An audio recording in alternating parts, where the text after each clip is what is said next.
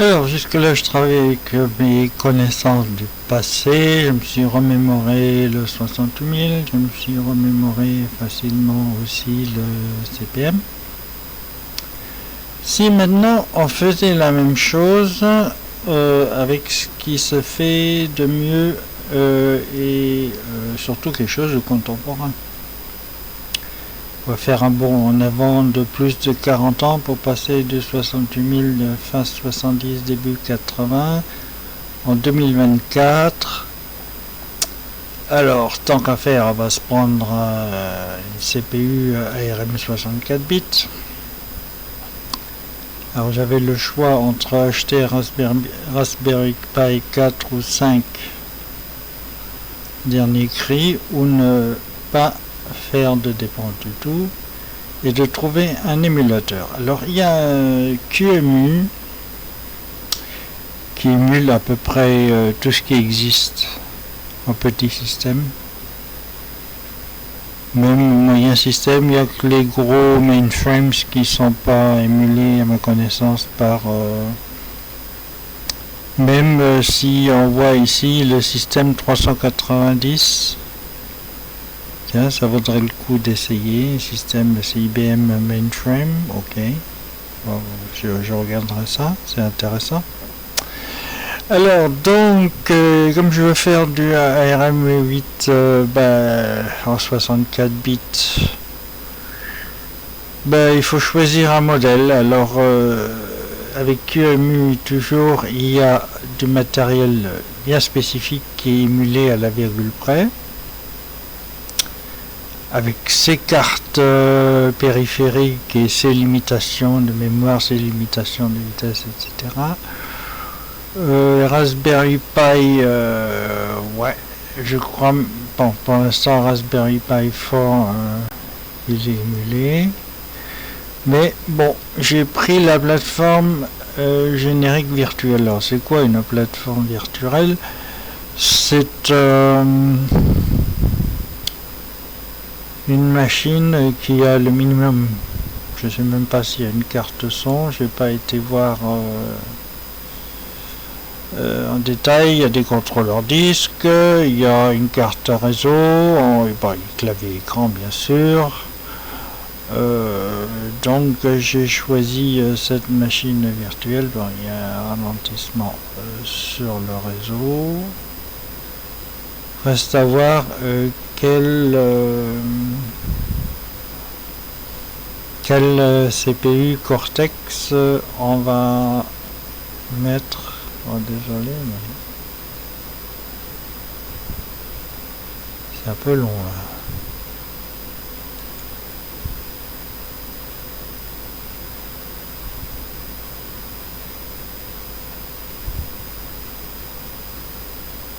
Bon, quand on va faire une démonstration, il y a toujours quelque chose qui ne va pas.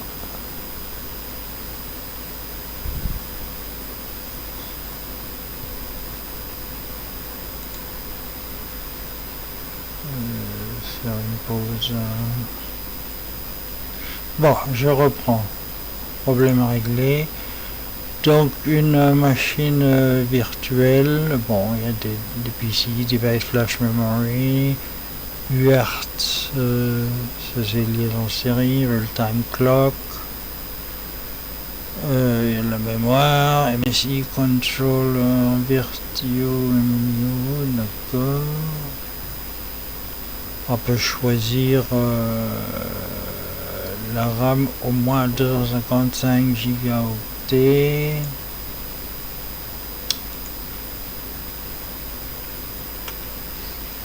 Décidément, quand les enfants sont à la maison, on n'arrive à rien.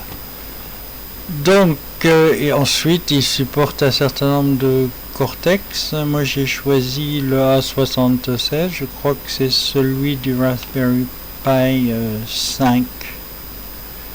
Ok, c'est très bien, mais comment on fait maintenant? Parce que là, ça émule une machine, mais on n'a rien qui tourne dedans. Quel système d'exploitation prendre? En fait, bon, moi j'aime bien Ubuntu, je suis habitué à travailler avec Ubuntu. Donc, on nous explique comment faire.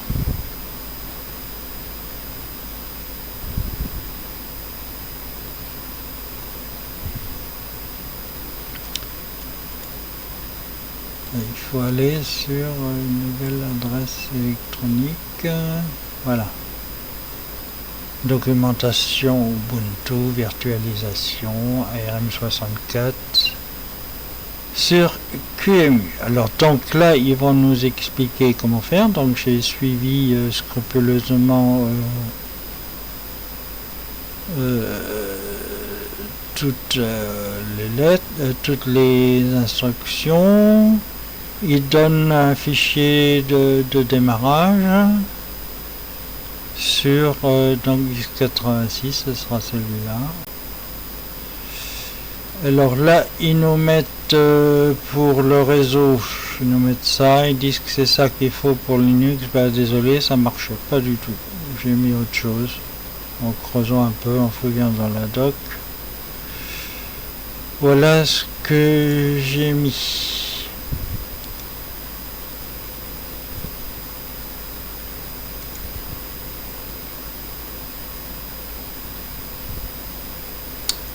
Alors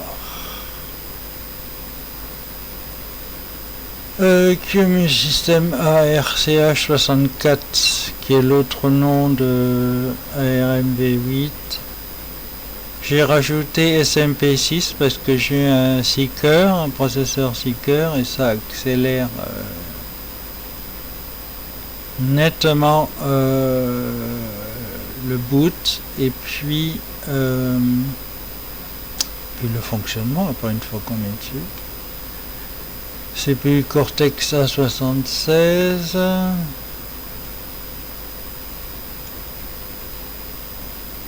Après on définit un fichier de boot, un fichier varstore, c'est la mémoire. Cloud Image, c'est celle-là. Sur disque 0.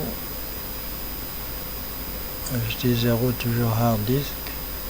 Là j'ai laissé en commentaire ce que eux ils disent mais qui marche pas. Moi j'ai mis -net dev user id égale unet / device virtio -net -pci net dev égale unet. Je l'ai pas inventé, j'ai trouvé dans la doc ailleurs en cherchant sur internet. Et celle-là elle marche super bien. Alors on va démarrer tout ça maintenant parce qu'on va bien vouloir avoir un Linux sous ARM pour bosser un peu et ensuite tester les programmes, convertir les programmes assembleur 68000 vers assembleur ARM V8. Alors on va démarrer le système. Où est-ce qu'on est donc on a Start à lancer.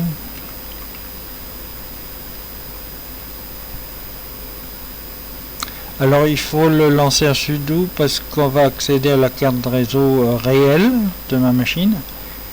Et pour faire ça, quel que soit l'émulateur, pour attacher la vraie carte réseau, il faut être superviseur. Donc je mets mon mot de passe superutilisateur. Et ça va démarrer.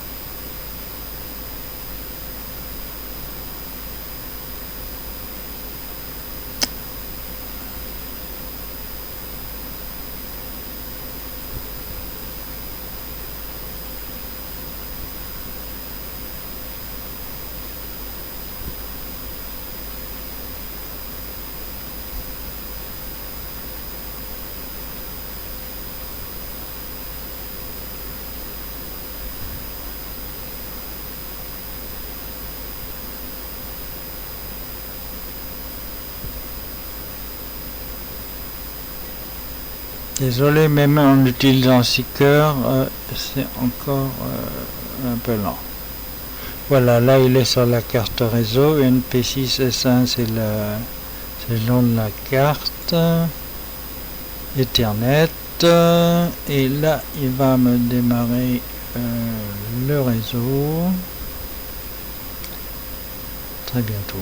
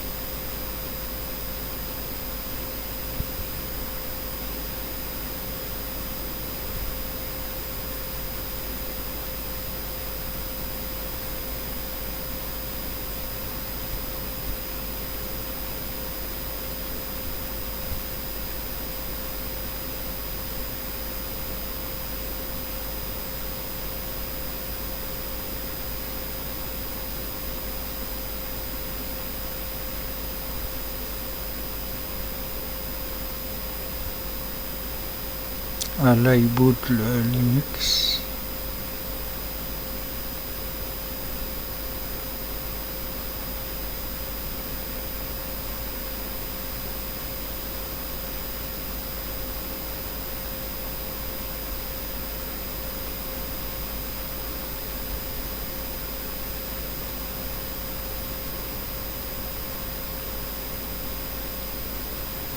Alors je sais pas pourquoi Cloud Init, moi j'ai pas de cloud. Est-ce que lui il cherche à aller sur un cloud de Canonical? C'est possible, en tout cas ça plante après, c'est pas grave. Pas besoin de cloud à ce moment-là. Une fois que l'image est chargée. Donc là, maintenant, il va assigner une adresse IP QEMU assigne à la machine virtualisée une adresse de classe A 10.0.2.15 qui est l'adresse sur le réseau virtuel que QEMU a créé.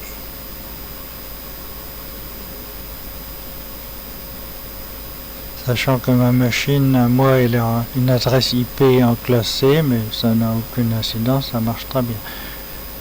Tout à l'heure, on va aller de la machine ARM émulée vers la machine physique réelle par FTP. Ça va très bien marcher. Alors, bon, ça, il m'affiche tout ça maintenant parce que j'ai tout configuré. Mais lorsqu'on télécharge ce qu'ils appellent la Cloud Image au début, il n'y a rien de configuré. Donc quelque part par là, peut-être même avant l'adresse IP, il va proposer de passer en mode maintenance. Surtout, oui, je crois que c'est Enter qu'il faut taper. Passer en mode maintenance, on se retrouve super utilisateur en mode single user. Si on ne va pas agir à ce niveau-là, on ne pourra jamais se connecter à notre machine virtuelle. Ça, c'est très très très important.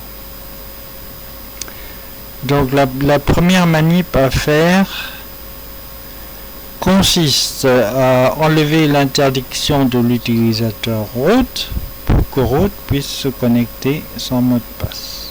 On attend que ça termine.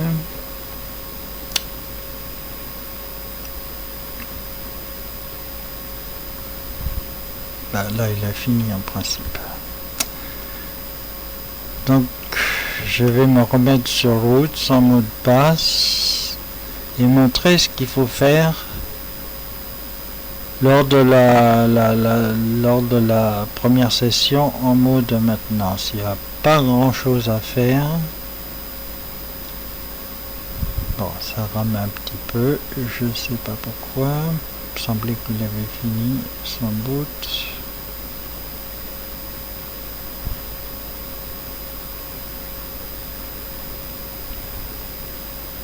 Voilà, on est connecté.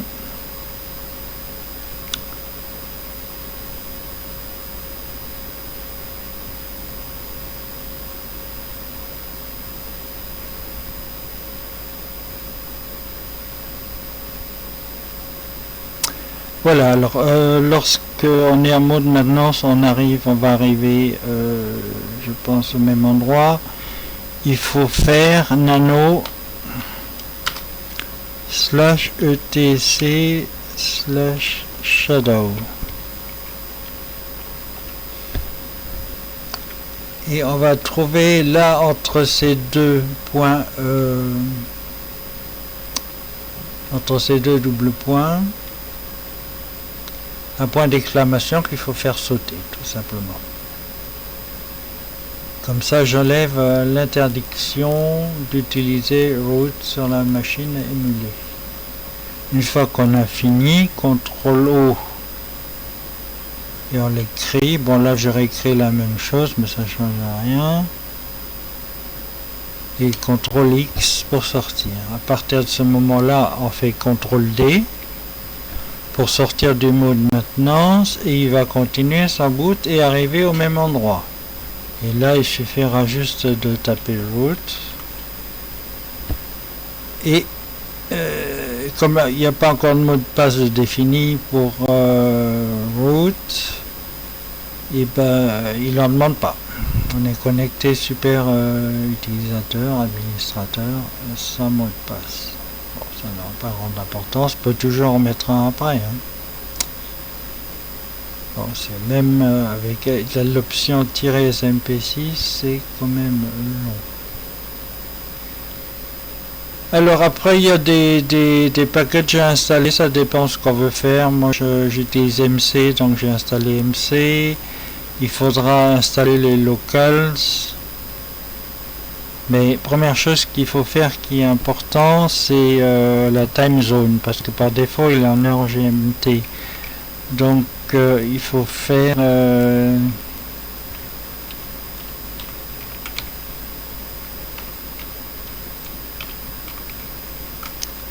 je sais plus si c'était Z ou time zone. On va essayer time zone.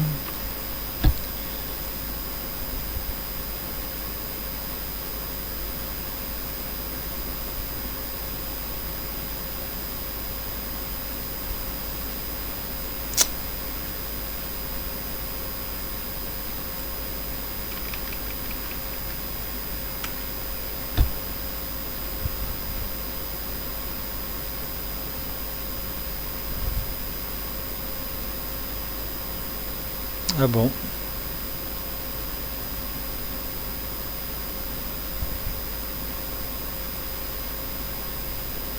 Bizarre.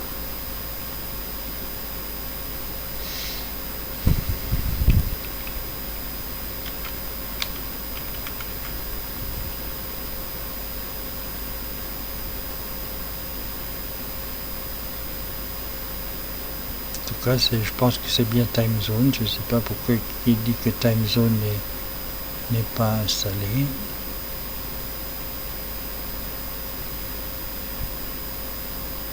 Je crois que les locales ne sont pas installés, il faut les installer avant.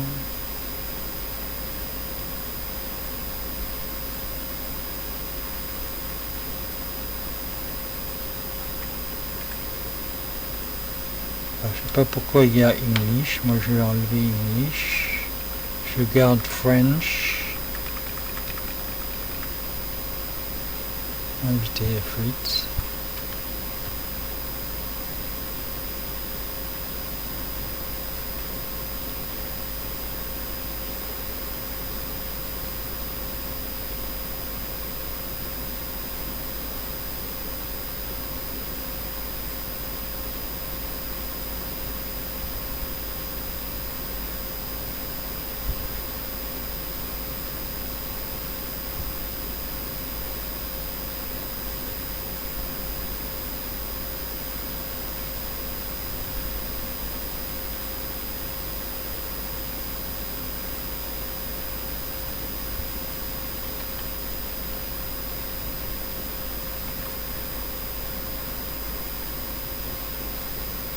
Bon, c'est assez long. Hein.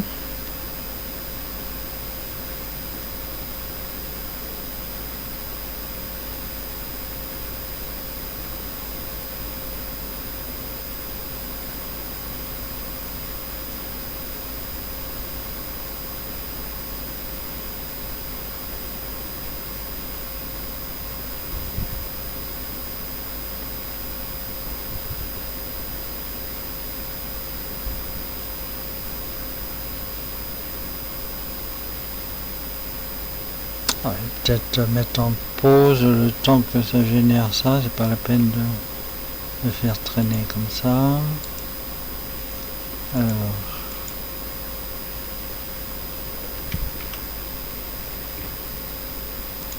En fait, c'était terminé au moment où j'ai arrêté. Voilà, on a. Alors, c'est quoi il me semblait avoir mis 15h25, c'est bien la bonne heure. Alors, pourquoi que j'arrive plus à reconfigurer time zone?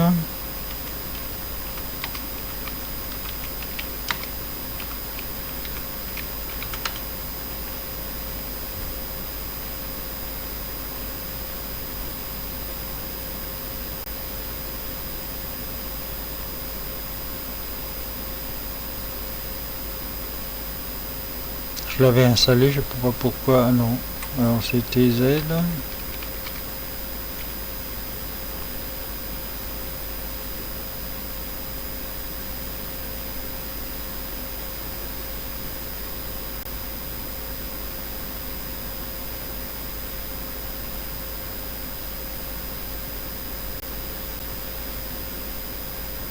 Alors je vais suspendre et puis je vais retrouver la doc.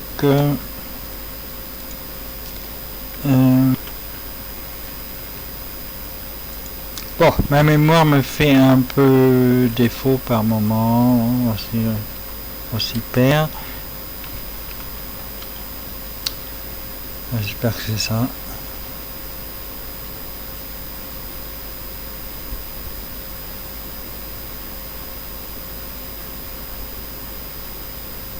Voilà.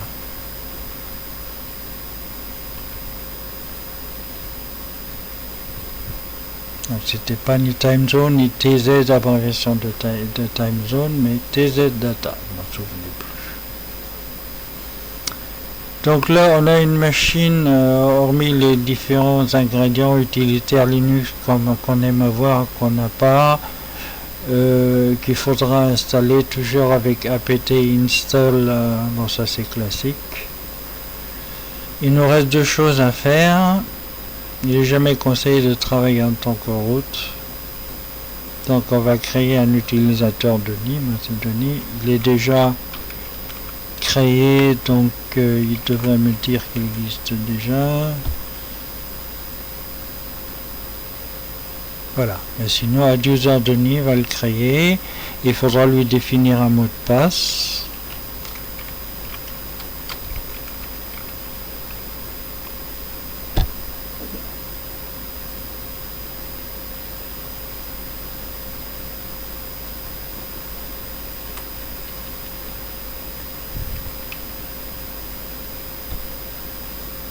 Voilà, c'est pas password, ne passe WD, c'est jamais la même chose avec Linux, password. Et puis on change le mot de passe. Bon, moi je vais pas le changer, je vais sortir de là s'il veut bien.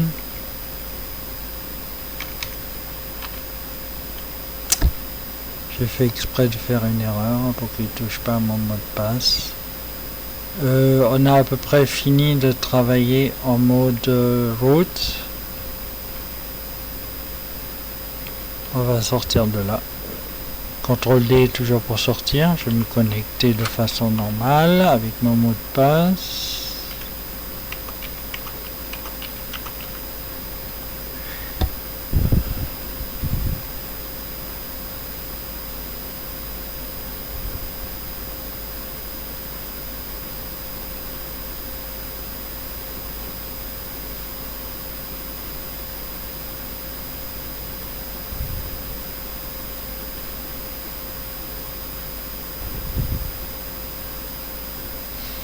C'est un peu long, mais bon. Je vais pas encore suspendre l'enregistrement pour raccourcir la vidéo. On laisse tourner.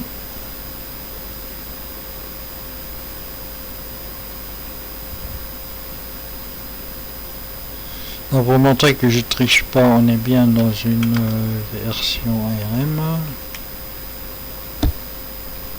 Voilà.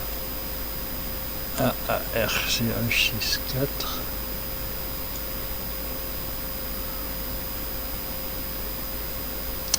SMP ça veut dire multicœur. Préemption dynamique, ouais, parce qu'on est dans un système d'exploitation en temps partagé, il y a préemption.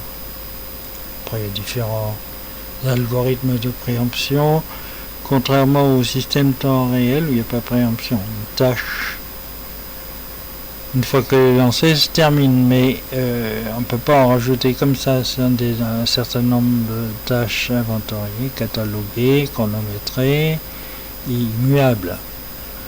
Il n'y a pas un utilisateur qui va pouvoir se connecter, il risque de planter tous les systèmes. Donc là, on a notre machine virtuelle.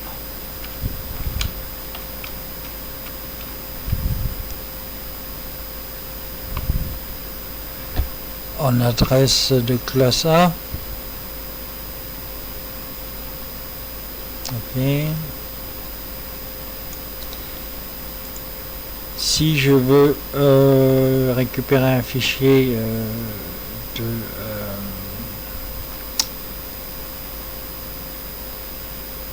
de ma machine fixe qui est en 10, elle est en 192, alors on va faire un nouvel onglet.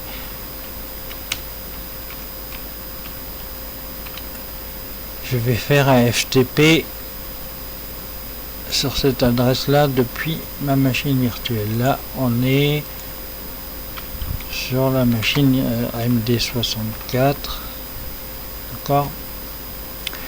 Donc pour, alors, je sais pas si j'ai encore ça dans mes lignes de commande.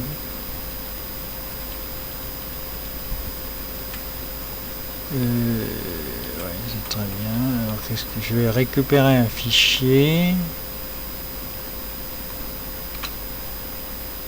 Paf, là j'ai récupéré un fichier depuis la machine Intel AMD.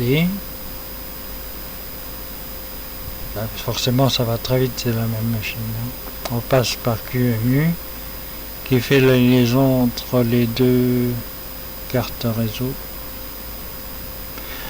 Alors, qu'est-ce que j'ai fait donc le but c'était de voir un peu comment ça marche. J'ai mis quelques semaines pour apprendre les instructions principales de l'ARM V8-A, bien sûr, puisque c'est un mode d'application. Et je fais quelques essais. J'ai pris des exemples. Ah oui, alors quelqu'un qui m'a beaucoup aidé, c'est lui là.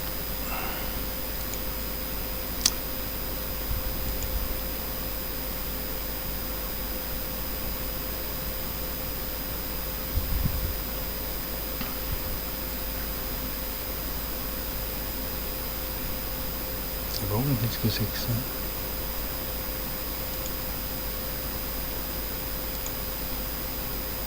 Ça marche.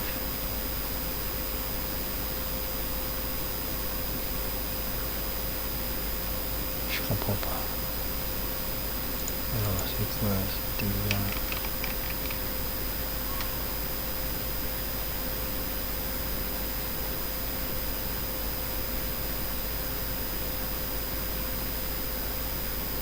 Bon, ben quand on veut montrer quelque chose, alors lui m'a donné des exemples, tant pis, alors il faudra, j'espère qu'il va revenir. Hein.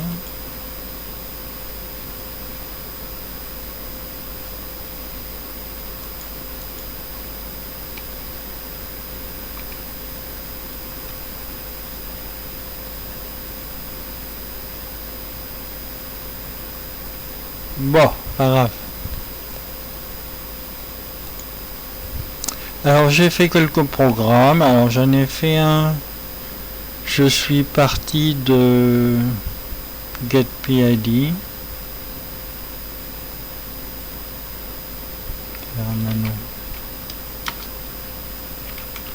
c'est un exemple qu'il a donné. Alors mes fichiers assembleurs, il faut qu'ils soient en S majuscule pour GCC. Alors il y a deux façons d'assembler Linké.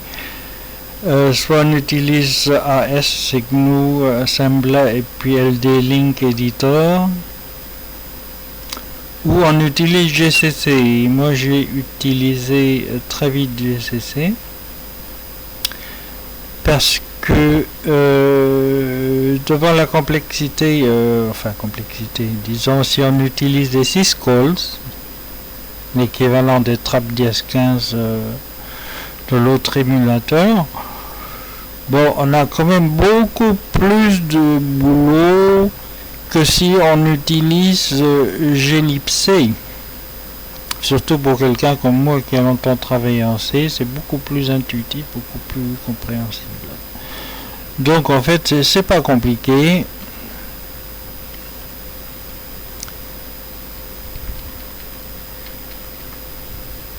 On commence toujours par faire un store pair du 29 et du 30. Le 30 c'est le link register.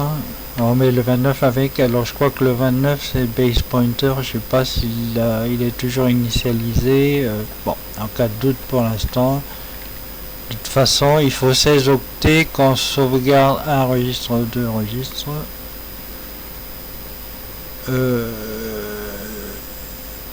J'utilise cette commande là. Là, on utilise un syscall qu'on va mettre dans X8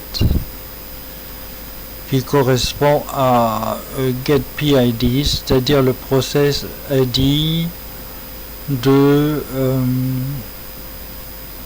programme qu'on va lancer. Supervisor call, ah oui, alors ce que j'ai pas encore dit, on avait vu qu'en 68000 on a un mode utilisateur et un mode superviseur. Sur ARM 64 on a deux modes de plus, on a hyperviseur et puis quatrième security je sais pas quoi, mais de toute façon pour moi, utilisateur lambda qui veut pas faire un système complet, embarqué ou tout ce qu'on veut pour l'instant, je me limite à travailler en mode utilisateur et je fais supervisor call, ce qu'on appelle nous syscall, donc c'est toujours SVC 0. Alors là, ce qui nous change en fait du 68000 où on travaille toujours de la gauche vers la droite. Ici, on travaille presque toujours de la droite vers la gauche, excepté pour store. Pour store, c'est bien le X29 et X30 que l'on met dans stack pointer prédécrémenté de 16 octets, ou même de DS16. Pour le reste, on met en X8 un numéro. Ici, on va avoir en réponse le PID qui va nous arriver dans W0. Et ah oui, alors là, il y a, contrairement aux 68000 où pour les registres il y avait trois tailles, byte, word, long word, c'est-à-dire 8, 16 ou 32 bits. Ici, on n'a que deux tailles de registre. On a word qui est 32 bits, et puis X extended, ou je sais pas, bon, long word ou double word qui est 64 bits. Ici, on sait que le PID, on va le récupérer sur W0, on va le mettre en W1. Pourquoi? Ben, alors on va aller voir.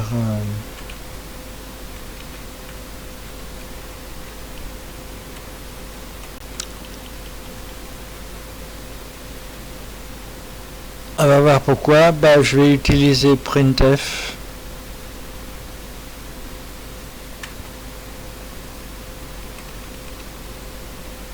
On est en C. Oui, celui qui a fait le modèle, il s'arrête là. Moi, je me suis dit, c'est peut-être un peu juste, j'utiliserais bien printf, mais si j'ai plusieurs valeurs à mettre, jusqu'où je peux aller?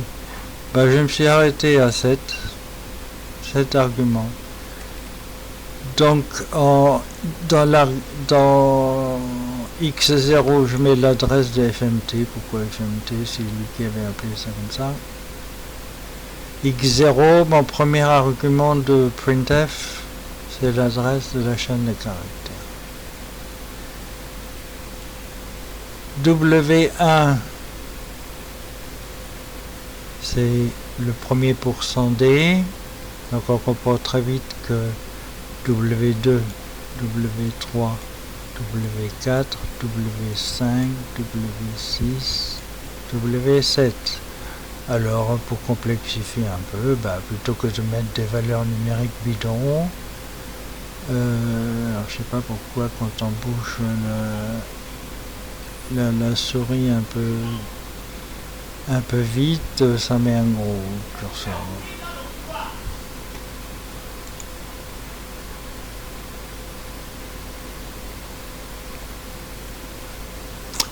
Bah, il y a encore du bruit dehors. Alors, donc je lance mon printf qui va on va voir ce qu'il va nous afficher. Donc en dernier, on adresse 7e registre.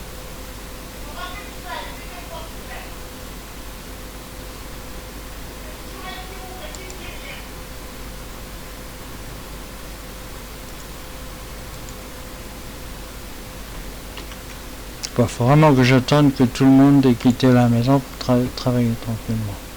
Écoutez, c'était un programme d'essai. Je sais pas si on peut s'arrêter à 6, 7 ou on peut continuer 8, 9, 10. Enfin, c'est déjà pas mal d'avoir 6, 7 dans un même message affiché, déjà pas mal. J'ai pas été plus loin parce que de toute façon j'en aurais jamais besoin d'autant. Bon, je sors de là, je ne modifie pas mon fichier. Je vais faire un gcc-g, ça c'est pour le debug, on verra le debugger plus tard. Alors il s'appelle, on a dit getpid.s.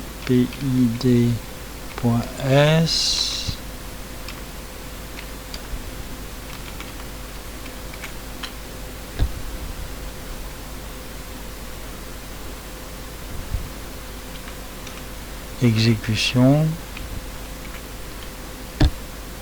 Voilà. Et c'est là que j'ai pris la décision de tout faire avec le glibc, parce que si on veut faire la même chose avec les syscalls, on peut. Mais il faut convertir soi-même toutes les valeurs de binaire vers du décimal, ASCII. Concaténer toutes ces petites sous-chaînes, les une à une, avant de faire un syscall sur la chaîne entière de chaîne de caractères entière. C'est quand même plus simple de faire comme ça. Alors bon, là, il met un code retour. C'est-à-dire que dans une bonne programmation, quand on écrit un programme, on renvoie un code retour, au moins 0 pour dire que tout s'est bien passé. Pourquoi pas? Si on le teste, si on a un programme compliqué qui a des return code pour indiquer une erreur ou un succès, pourquoi pas? Ah oui, alors les registres, il y en a 32, c'est le Pérou, ils sont des registres universels, c'est-à-dire qu'ils peuvent servir pour une adresse ou une donnée, excepté, on va dire le 29, frame pointer, il est particulier, le 30, c'est link register. On verra ça au moment où on fera des sous-programmes, à quoi sert le link register, et le 31 qui est le stack pointer.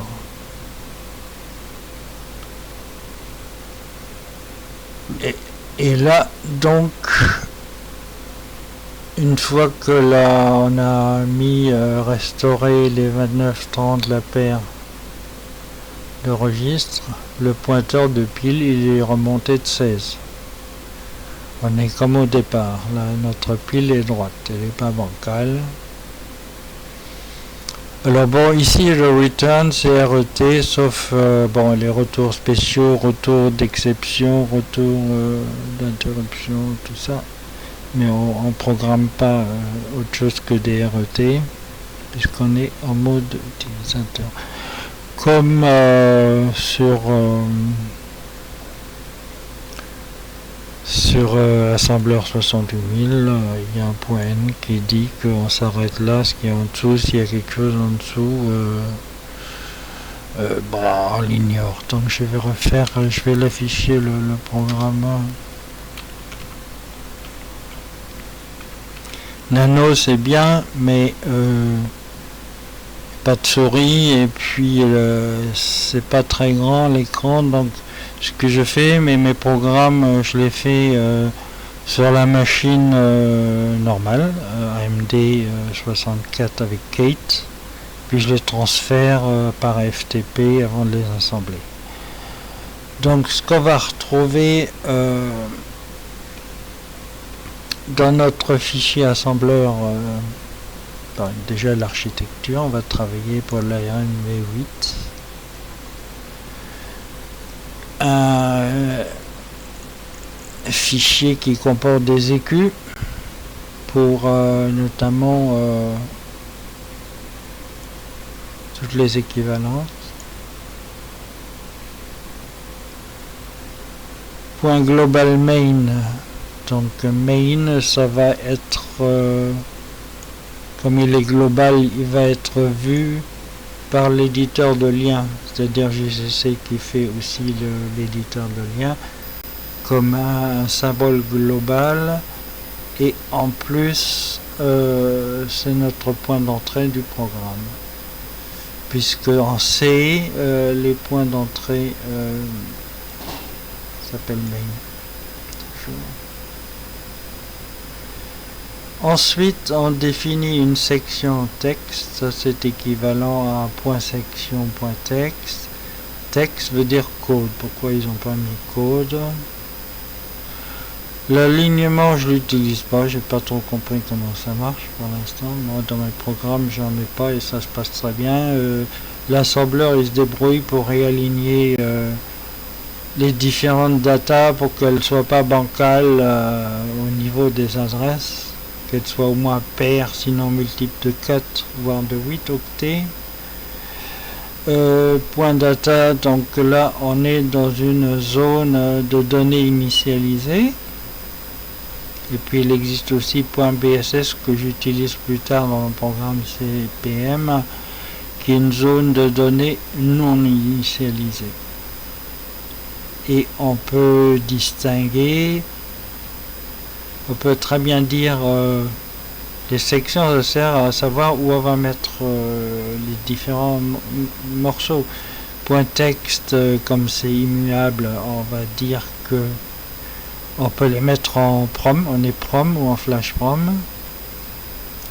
Les points data, on peut aussi, comme elles sont pas modifiées, enfin si elles peuvent être modifiées. Mais si on les modifie pas, on peut les mettre en ROM aussi. Par contre, le point BSS, il faudra obligatoirement le mettre en RAM, puisque ce sont des données non initialisées qui vont être écrites. On est d'accord? Voilà. Donc ça c'est mon premier programme. C'est là effectivement que j'ai pris la décision de travailler avec GCC. Laisser tomber ASLD. Bon là on utilise un syscall. Moi dans mes autres programmes j'en utilise qu'un. J'expliquerai pourquoi quand j'expliquerai mon programme transposé en ARM. Alors on va faire une vidéo courte, je vais m'arrêter là et je vais faire un autre chapitre pour ce qui nous intéresse vraiment. La réécriture du programme CPM que j'avais fait précédemment en 68 000, voire vidéo antérieure. Voilà, à plus tard.